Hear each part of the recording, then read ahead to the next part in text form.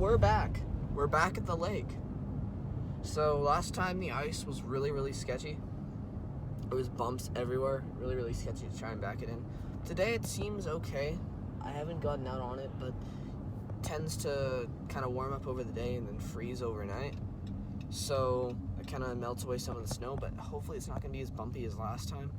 Yeah, looking at the ice, first impressions, it definitely looks quite rough. A whole bunch of very little bumps. I mean, it might even be worse than last time, but we might be able to find a smooth patch to ride on here. After not very much discussion, we've decided to go further that way, and then we're gonna check if the ice is smoother, because here it's really sketchy. Like, it's really bumpy. There's one corner that I made this really awful sometimes. You can lose it really easily. So yeah, go somewhere. Oh boy, there's no traction. You can hear the ABS and the TCS working. Whew. The ice is still as awful as it was. Found a fairly smooth patch of ice. I mean, there's still bumps, but it's not nearly as bad as where it was before. And we got a little hill to shield us from the wind here. So it's definitely going to be better than it was over there, even though we already had a track made. But Hard about the track, but when as soon as there's like a little bit of an outline, then it's on 5 laps. So like yeah, you're gonna move more than 5 laps all the time practice. But I thought we were doing like just a bit of practice and then we go straight to yeah, I know. It's like but you'll also we need to carve out the track, then we do a practice, then we do 12 laps points.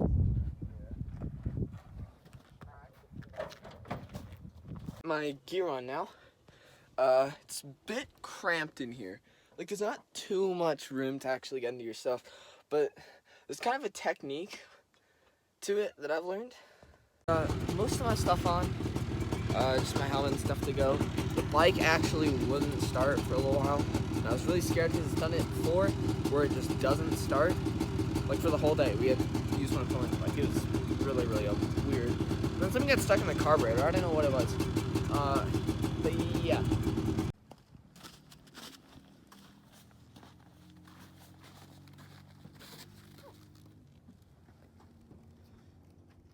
Me and Torin just set up a figure 8 drill just to get warmed up on the ice, warmed up turning, getting on the gas, stuff like that, and then we headed straight into practice. We chose to remake Jerez minus a couple of corners. Just thought it was a really interesting track. He's ridden it in his endeavors in ETC and series like that, so he knows the track pretty well. We set it up, and we were enjoying it a decent bit. I was really struggling for grip at first, which would become a theme throughout that day, but I was having fun.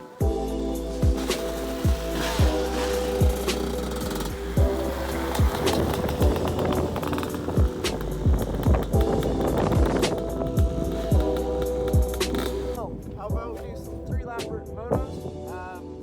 Just battle it out. 3 laps? That's 3 laps. Race start, everything. Yeah, race start, moto start. Are we gonna start here on the straight, or are we gonna have like a run up to the corner like a solo pro? Well, like also ice riding, we had a special, the ice racing we had a special like strip to start. I think we have to start in a straight line, and rather than having to start in a corner. So in the first motos of the day, I was struggling a little bit. I didn't quite understand the track yet. We were doing a thing where we do 3 laps of practice before we headed straight into a moto, just to kind of practice learning tracks really quickly and being able to adapt to things really quickly. But I was still struggling a little bit. So here in this clip, you see me nearly run into the back of him because I completely missed my braking marker. And then that was pretty much it for that moto.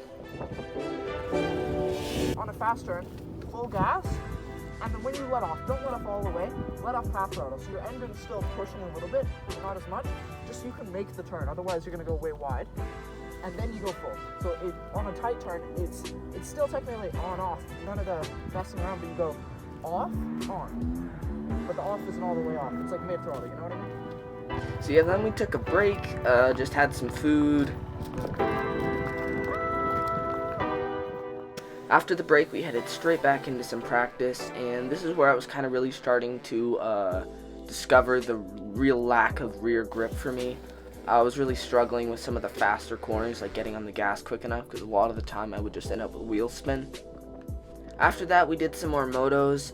Torin kind of kicked my ass here. I had a little bit of a close call into this corner.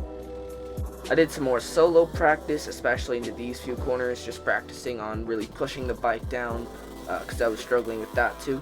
And that definitely got me a little bit more pace. I was practicing on my line into that corner. Then we took another break, which was well needed, because that practice was very, very tiring. Then we decided to make another track, one with a few less faster corners, so we kind of carved it out over a few laps.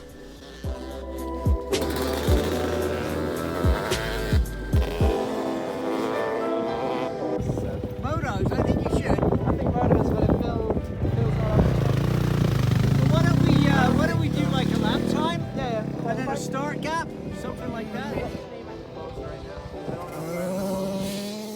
At this point in the day, I was fairly distraught with my pace, which is a lesson in itself to try to not get too negative with yourself when things aren't going right.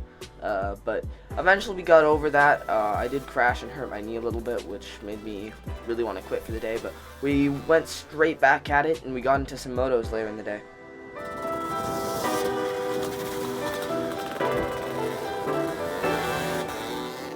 Little bit of a backhand oopsie here.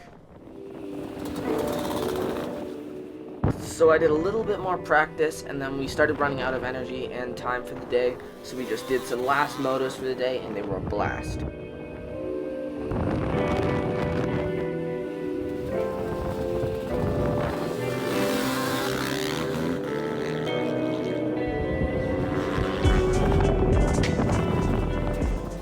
This is our favorite corner here. This is where most of the overtaking happened.